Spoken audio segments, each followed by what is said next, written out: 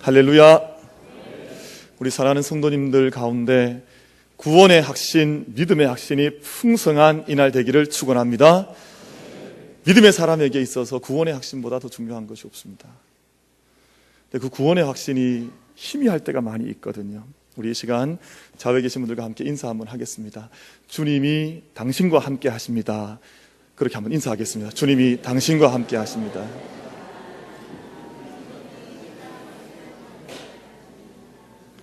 근데 어떤 분들은 기분 나빠하시는 것 같아요. 당신과라 그러니까 정말 다 당신과 하신 거 아니죠? 그러니까 주님께서 우리 모든 성도님들과 함께 하시는 줄 믿습니다. 그럼 구원의 확신으로 주님 이 자리에 함께 계시면 아무리 세파가 거세게 불어도, 요즘 세파가 얼마나 거세게 붑니까? 불신의 바람이 얼마나 강하게 붑니까? 여러분, 그러나 주님께서 우리 배에, 믿음의 배에 선장 되시면 주님께서 원하시는, 또 백성들이 가고자 했던 그 땅에 우리가 넉넉하게 이르게 될 줄로 믿습니다. 생명을 구하는 일에는 반드시 누군가의 희생이 따라야 합니다. 얼마 전에 있었던 의정부 화재 사건 현장에서 5살 먹은 아이가 생명을 구원을 받았거든요. 근데 그 아이의 생명을 살리기 위해서 어머니가 20대 어머니, 젊은 어머니죠. 젊은 어머니가 그 아이를 품에 안고 달려드는 화마를 자기의 등으로 그 아이를 살리기 위해서 지켜냈습니다.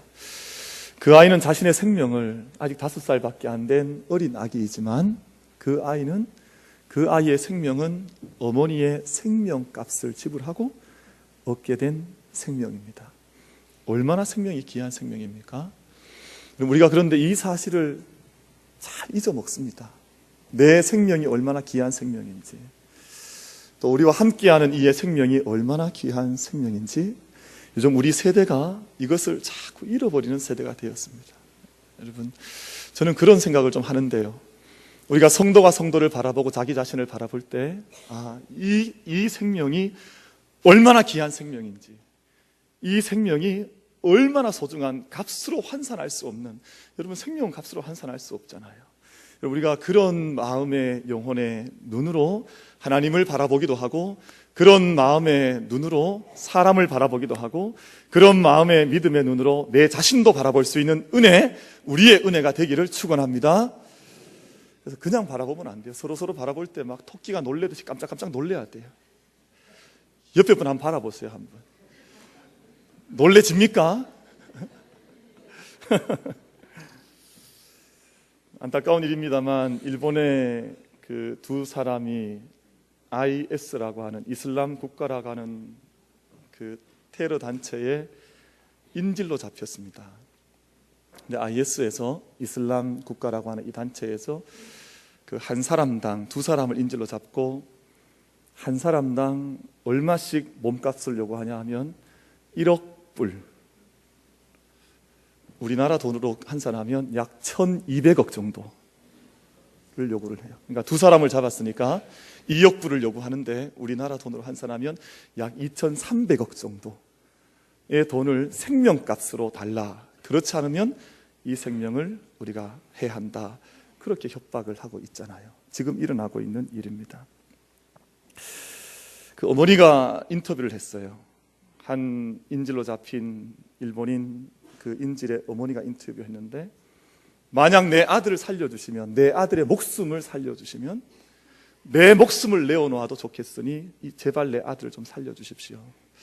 그럼 생명 살리는 것, 생명이 오늘 이렇게 호흡하는 것, 우리가 쉽게 생각하지만 쉬운 일이 아니라 누군가의 희생과 또 누군가의 섬김과 고통이 있기 때문에 생명이 있는 것이지요. 그래서 성경에서는 생명을 값으로 환산하지 않습니다.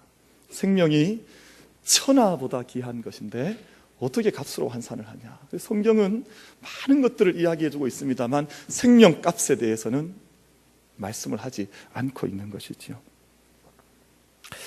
성경은 호흡이 있다고 해서 모든 사람을 다 살아있다고 말하지 않아요. 그래서 우리가 사지가 움직이고 호흡을 하고 이렇게 움직이는 생명을 가리켜서 헬라어에서는 푸시케라고 말을 합니다. 그것은 육신적 생명이에요. 근데 그 생명이 있다고 해서 하나님께서 야 여기에 생명이 있다 말씀하지 않으시고 참 생명은 헬라어에서 구분을 했습니다. 조에라는 말을 써서 영원한 생명, 구원받은 생명은 이 푸시케에 매이는 생명이 아니라 영원한 하나님의 구원을 확신을 가지고 하나님께 붙들림 받은 자가 조의 영원한 생명을 누리는 자다, 그렇게 말씀을 하고 있습니다. 영원한 생명 얻지 못하면 하나님 보시기에 죽은 자입니다. 그래서 제가 처음에 소두에 인사 나눌 때 우리가 구원의 확신을 가지자 그렇게 말씀드렸거든요. 여러분, 오늘 예배드리는 이 자리에서 나를 구원해 주신 하나님, 내게 영원한 생명의 옷을 입혀주신 그 은혜의 하나님 안에서 구원의 확신이 내 영혼으로부터 나의 입술에 이르기까지, 나의 삶의 흔적에 고백에 이르기까지, 삶의 향기에 이르기까지 구원의 은혜가 흘러나올 수 있는 우리 모든 성도들 되기를 축원합니다. 너무너무 중요한 문제지 않습니까? 육신의 죽음의 위험에 처한 자를 구하는 것도 희생이 있어야 하는 것처럼 영적으로 죽어있는 한 사람에게 전도를 하고 또 그를 거듭나게 하는 일에도 희생이 따르게 되어져 있습니다.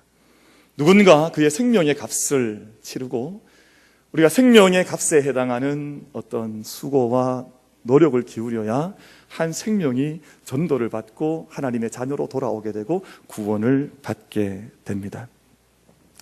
예나 지금이나 선교사님들과 모든 전도자들은 값비싼 값을 지불하면서 생명 구하는 일을 해나가고 있습니다. 모욕을 당하고 오해를 받고 추방을 당합니다. 풍토병에 걸리기도 하고 병에 들어도 제대로 치료받지 못하는 경우들도 많이 있고 조금 더 심한 경우에는 죽음을 당하는 경우들도 감내하면서 전도와 선교의 일을 감당을 하는 것입니다. 제 친구, 저희가 이번 주보에 우간다 선교지에 있는 선교사님 이름을 올렸습니다만 어릴 때부터 저와 함께 자라났던 친구입니다. 근데 이제 파송받은 지 3년이 되어 가는데 그 사이에 말라리아에 한 서너 번 정도 노출이 된 것 같아요. 그래서 계속 연락을 해도, 고향의 부모님들이 연락을 해도 연락을 받지 않아요. 왜 그런가? 그래서 부모님들이 걱정을 해서 연락이 옵니다. 좀 연락을 좀 해봐달라. 연락을 해보면 연락이 저도 안 되는 거예요. 전화도 되고 인터넷도 되는데 연락이 안 돼요. 그래서 한참이 지난 이후에 연락이 옵니다. 한동안 말라리아 때문에 기운이 없어서 그냥 쓰러져 있었다는 거예요. 그러다가 회복되어서 이제 연락을 취하는 겁니다.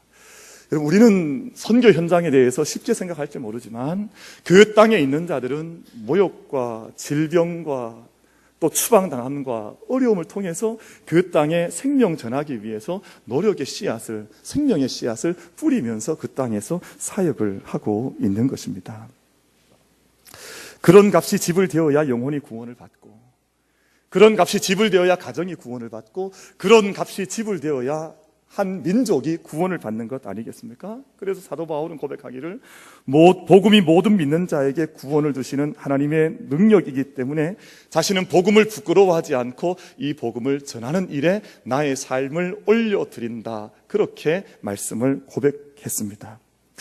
이 세상은 자기의 힘과 지혜로 하나님을 알 수 없습니다. 아무리 머리가 좋고 학식이 뛰어나도 자신이 영적으로 죽어 있는 것을 스스로 발견할 수 없다, 그 말입니다. 하나님이 살아계시다는 것을 제대로 알지를 못해요. 세상 지혜로는 알 길이 없다. 이것이 제 얘기가 아니라 하나님의 말씀이지요. 성경에서 그렇게 말씀하고 있습니다. 세상에 아무리 지혜와 명철이 뛰어나도 자기의 지혜로 하나님을 알 사람이 없기 때문에 하나님께서 전도에 미련한 것으로, 선교에 미련한 것으로 생명 구원하기를 기뻐하셨다, 그렇게 말씀을 하고 있습니다. 세상 지혜로 하나님을 알 수 없기 때문에 사람들이 볼 때는 너무나 멍청한 것 같고 너무나 미련해 보이고 너무나 우리가 보기에는 아닌 것 같은 그 전도와 선교의 미련한 방법을 통해서 하나님 생명 구원하시기를 기뻐하셨다, 그렇게 말씀을 하고 있는 것이죠. 전도와 선교는 기쁘고 보람된 일이 분명하지요. 그래서 한 생명이 돌아오면 하늘에서는 잔치가 벌어진다.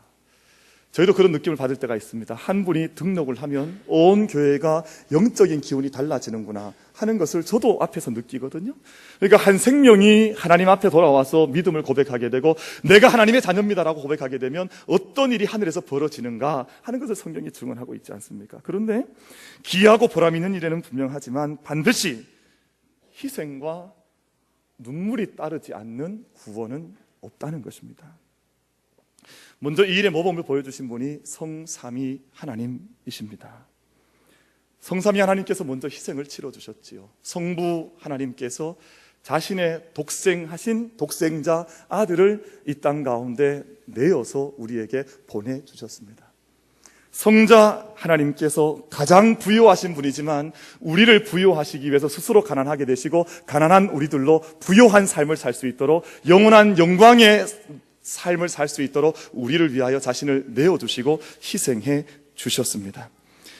저와 여러분 구원하시기 위해서 자기 생명을 대신 바치셨고 그것이 우리 앞에 십자가의 은혜로 우리 앞에 서 있는 것입니다. 성령 하나님께서는 이 세상에 오셔서 세상 끝날까지 교회 떠나지 않으시고 교회를 지키시고 성도와 함께 하시고 우리와 동행하시는 그 희생을 우리를 위해 치러 주셨습니다. 요즘 누가 누구와 함께하는 것 얼마나 어렵습니까? 여러분, 미국에는 가장 성업하는 사람들이 변호사들입니다. 잠깐 상담해 주는데 수십 불에서부터 수백 불까지 5분, 10분 상담을 해도 그 있어주는 시간 때문에 지불해야 하는 돈이 수백 불에 이릅니다. 여러분, 지난 주간에 우리나라에서 발행되었던 주간지 한 신문 봤더니요, 할머니, 할아버지들이 손자, 손주 보는데 얼마를 받아야 적당한 가격이냐, 이게 기사에 났더라고요. 그러니까 할머니, 할아버지가 손자 봐주면서도 얼마 받아야 내 손주와 있어주는 시간에 대한 값이 얼마라야 적당한 가격이냐 하는 것을 시리즈로 다루고 있습니다. 누가 누구와 함께하는 건 너무너무 어려운데 성령 하나님께서 우리와 함께 하시고 교회와 함께 하시고 성자 하나님께서 우리를 위하여 십자가 대신 지시고 성부 하나님께서 자기의 독생하신 아들을 우리에게 내어주신 성삼위 하나님의 희생에 대하여 그분의 낮아짐에 대하여 우리가 잊지 아니하고 믿음으로 영으로 하나님 앞에 응답할 수 있는 우리 모든 믿음의 성도들 되기를 축원을 드립니다. 그래서 요한복음 12장 24절 말씀 가운데에서 한 알의 밀이 땅에 떨어져 죽지 아니하면 한 알 그대로 있고 죽으면 많은 열매를 맺느니라. 여러분, 이 말씀은 먼저 어떤 사람을 가리키는 말씀이 아니라 성삼위 하나님께서 어떻게 우리를 위하여 죽으셨는지, 어떻게 우리를 위하여 희생하셨는지 하나님에 대한 말씀, 하나님의 죽으심, 하나님의 희생하심에 대한 말씀이 바로 요한복음 12장 24절 말씀이지요.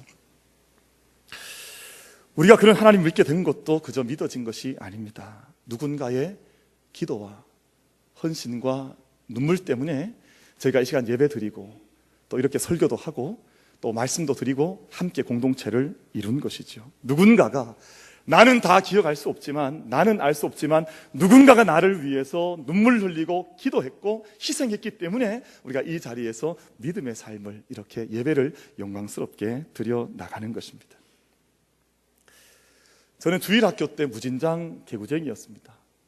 그렇게 안 보이시죠? 아마 그렇게 안 보이실 것 같아요. 무진장 말썽쟁이였습니다. 주일학교 예배 드릴 때 가만히 앉아서 예배 드렸던 적이 별로 없는 것 같아요.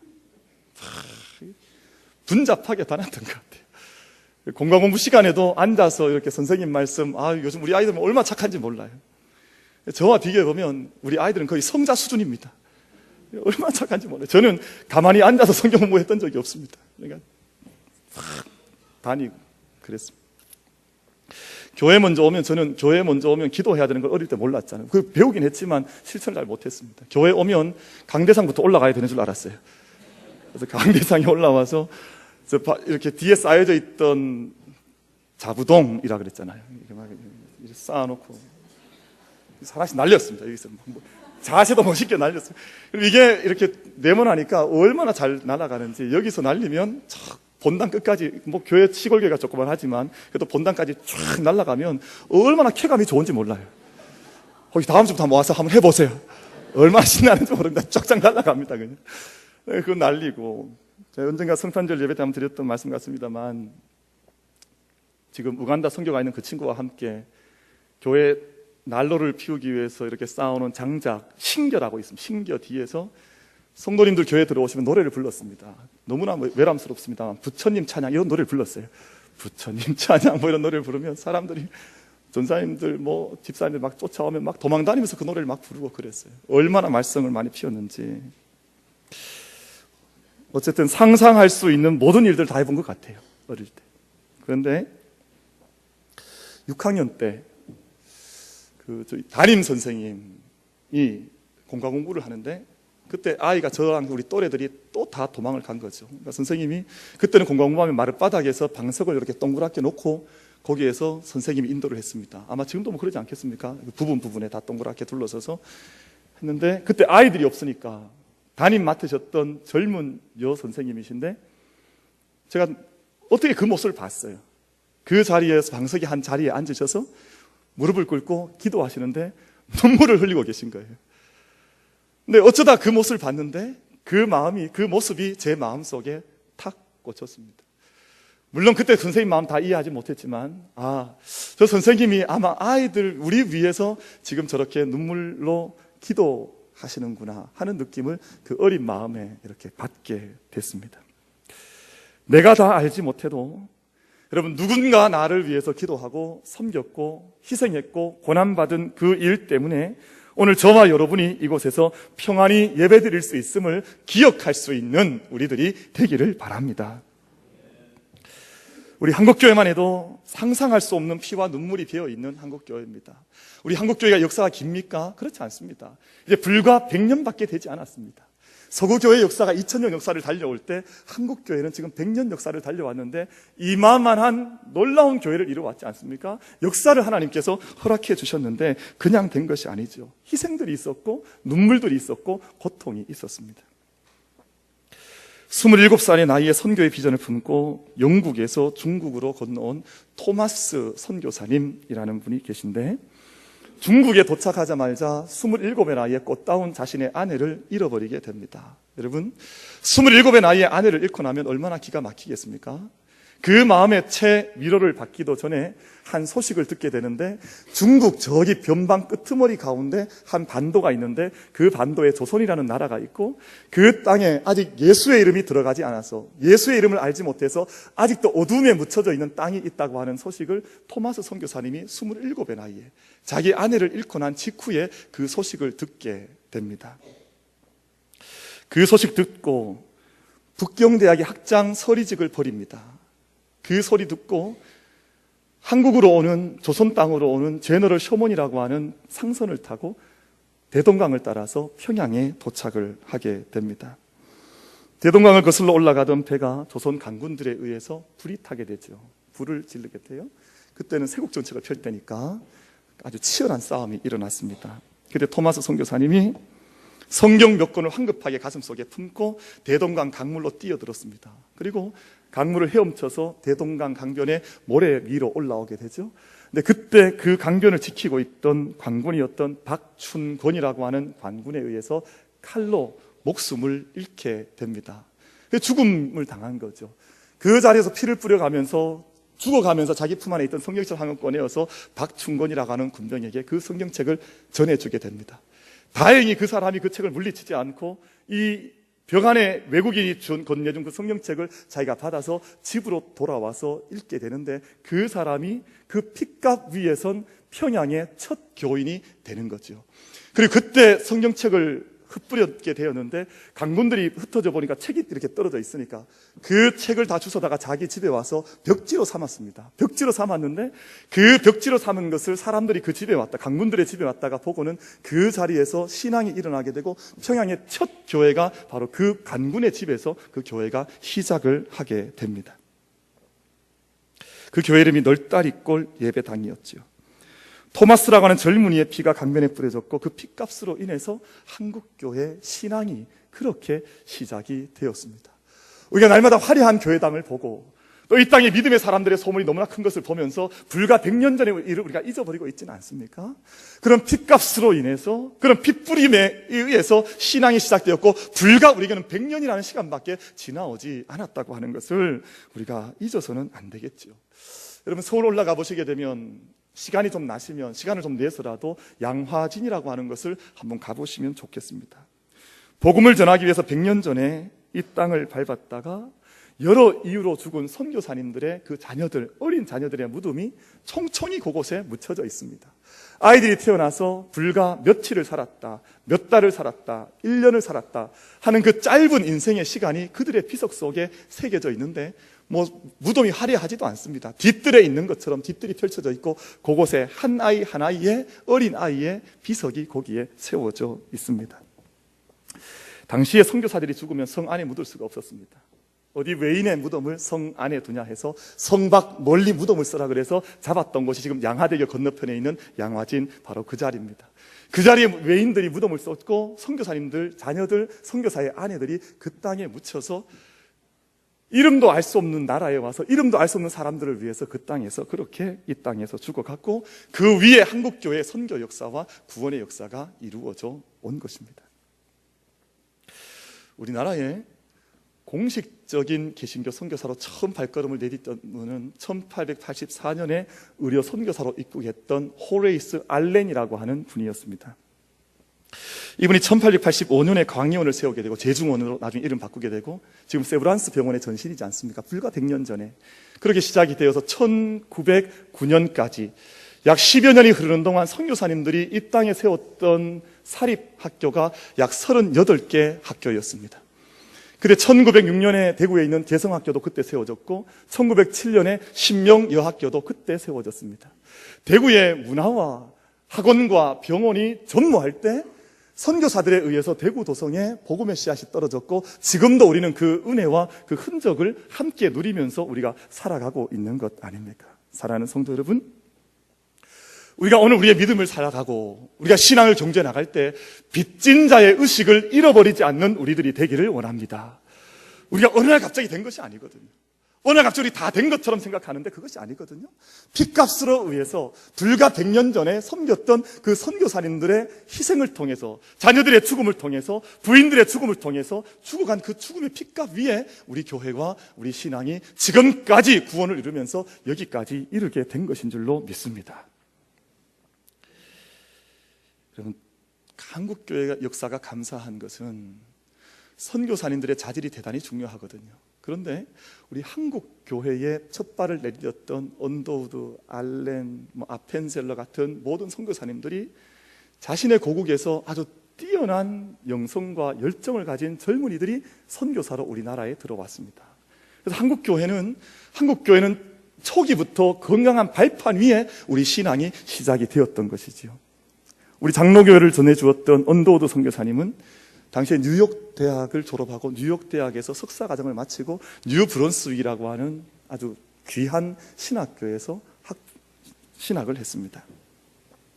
25살 되었을 때 선교사 대회에 참여했다가 조선이라고 하는 땅에 1300만의 사람들이 어둠 속에서 죽어가고 있는데 누가 그들을 위해서 갈 것인가 하는 그런 선교사 대회에서의 도전을 받게 됩니다. 근데 아무도 조선을 알지 못하니까 누가 알았겠습니까? 아무도 알지 못하니까 이 언더우드 선교사가 마음속에 감동이 오기를 왜 너는 그 땅에 가지 않느냐, 왜 너가 간다고 손을 들지 않느냐 하는 성령의 감동을 찔림을 받게 되고 그 자리에서 24살 된 언더우드 선교사가 손을 들고 내가 조선 땅으로 가겠다고 헌신을 하게 되어서 그가 이 땅을 밟게 되는 것이지요.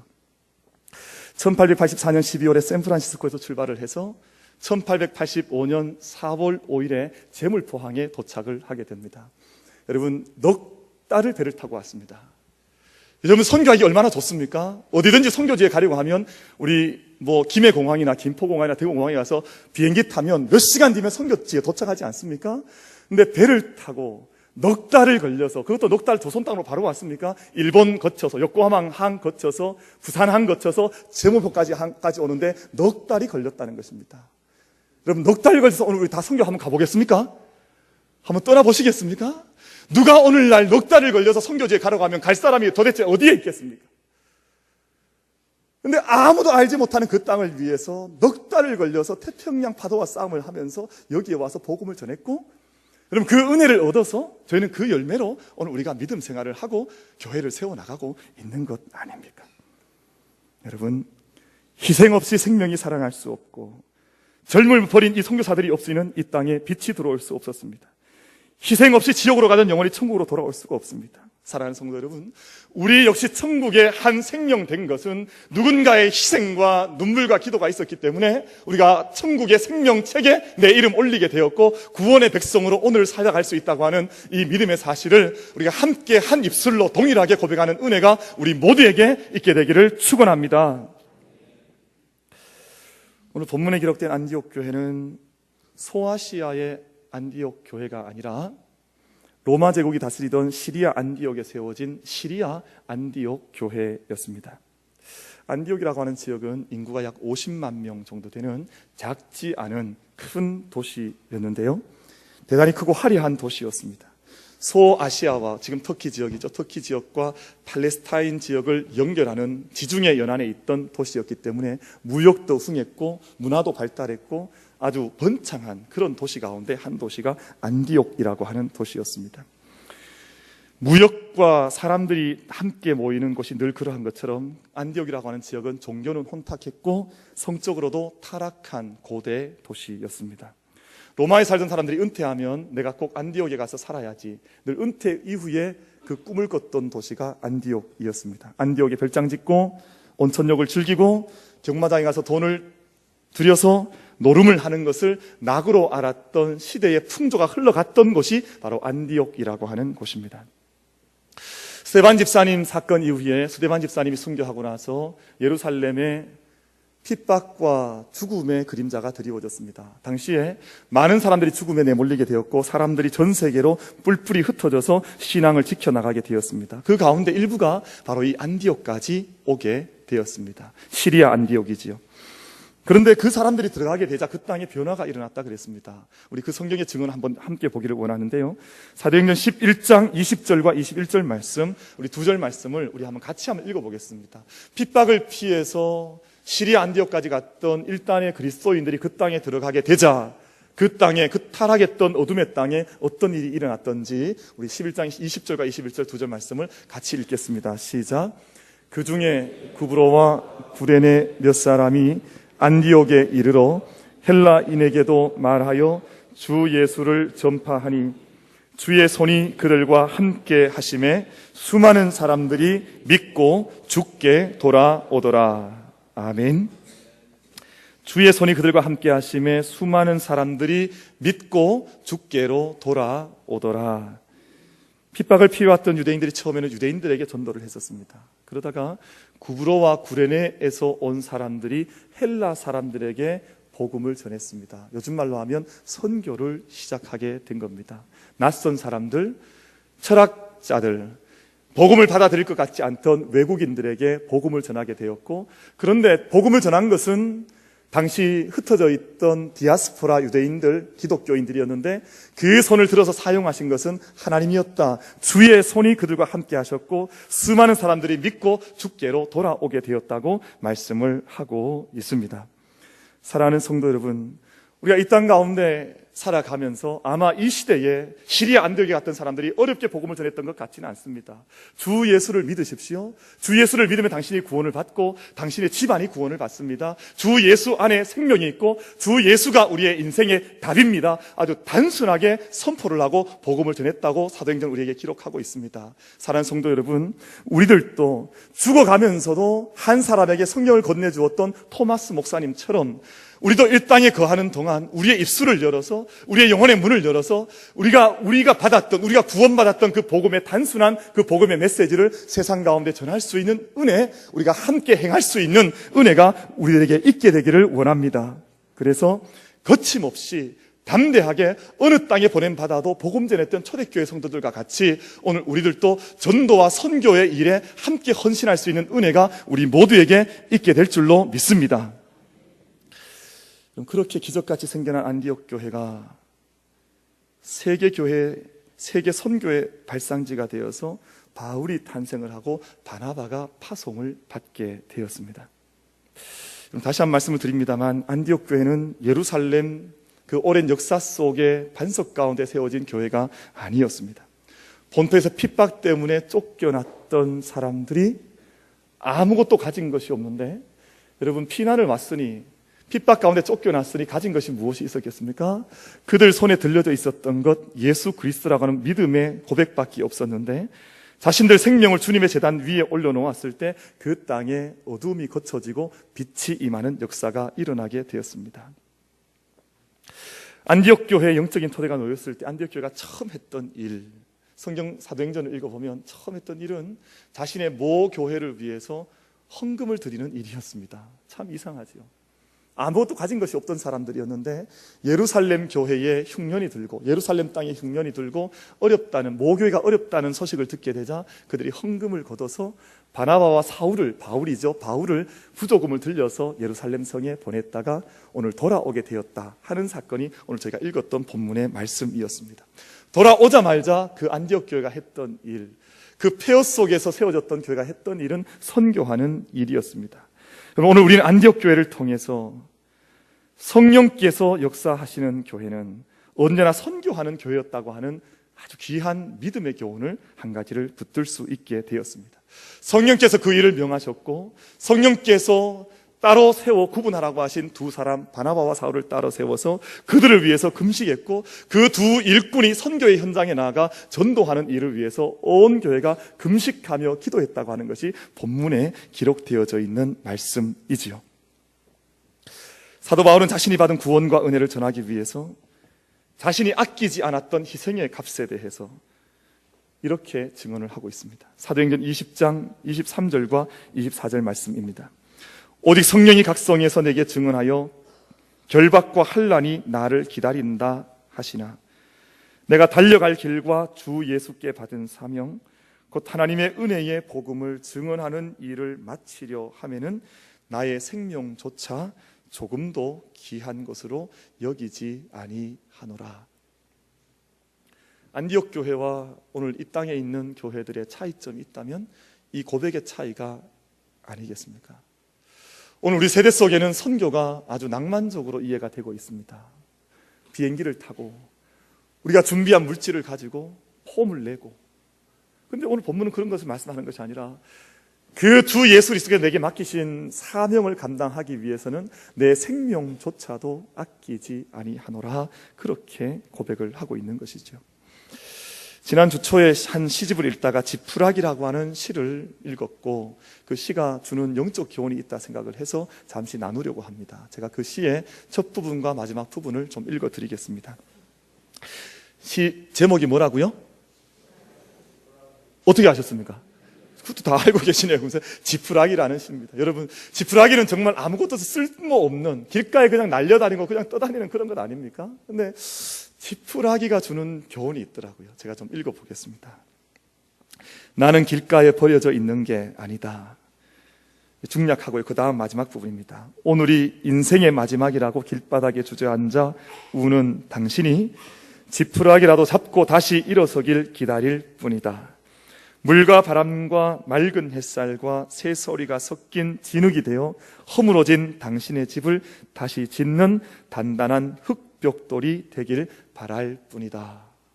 이 시 읽었더니 얼마나 감동이 오는지. 여러분 좀 감동이 오십니까?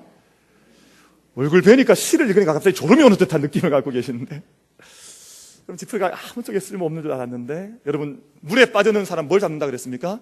지푸라기라도 잡는다 그러죠. 그걸 잡아야 살아날 수 있으니까.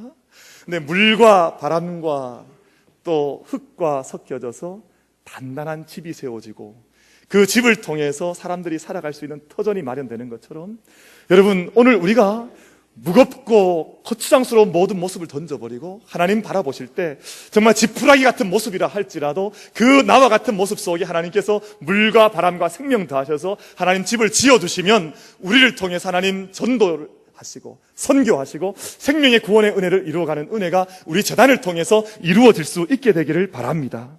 그래서 우리가 복음의 사람이 되어서 즐거이 헌신하며 우리가 하나님의 교회 만민교회로 하여금 우리 이웃들을 위해, 한국을 위해, 세계 복음화 위해 하나님께서 쓰실 수 있도록 하나님께 헌신의 제단 위에 우리를 올려드릴 수 있는 저와 여러분 되기를 축원을 드립니다.